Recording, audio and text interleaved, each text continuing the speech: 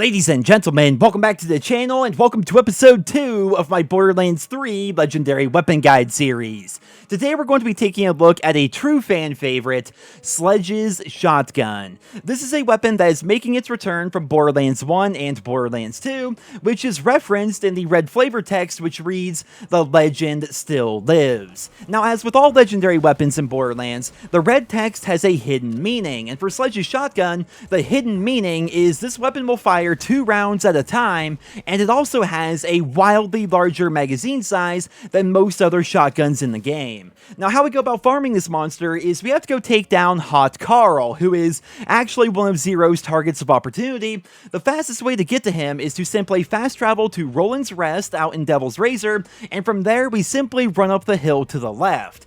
The route to him is rather straightforward and quick, though there are an absurd amount of enemies that will spawn once you get up there. That's why I recommend just kill the first 2 enemies that you see on the path, and from there duck behind this building on the left and pull out a high damage sniper rifle and kill Carl as soon as he walks out of his hut. Now, I should warn you guys, the drop rate on SLEDGE'S shotgun appears to be pretty low. It took me about 30 or so attempts to get him to drop me the gun, but as you guys can see, he finally did it. And now that we have the weapon, I want to show you some proper gameplay which will demonstrate just how powerful SLEDGE'S shotgun can be.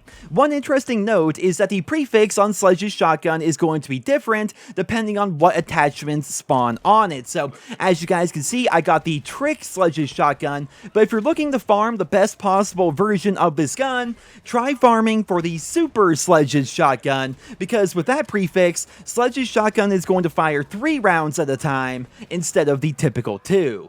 Now, as you guys can see, for a shotgun, this weapon is incredibly powerful. Being a Jacob shotgun, it's already pretty strong on its own, but because it has such a giant magazine size and because it fires 2 rounds at a time, it can do an absurd amount of damage if you hit your target with all the pellets. Now, one tip I can give you guys is to try to aim down sights with this gun as much as possible. Typically, I like to hip-fire shotguns, but the hip-fire spread on SLEDGE'S shotgun is pretty wide. Therefore, you're going to be missing a lot of your pellets, and therefore you won't be doing as much damage as if you're aiming down sights. Now, for me personally, this is one of my favorite weapons in Borderlands 3, just because of how powerful it is, how cheap it is on ammo compared to full auto shotguns, and of course the fact that it's a nod back to Borderlands 1. I feel like this weapon is a must-have for all Borderlands fans, even if you don't particularly like shotguns, just because of its place within the history of the Borderlands franchise as one of the most iconic weapons in the series.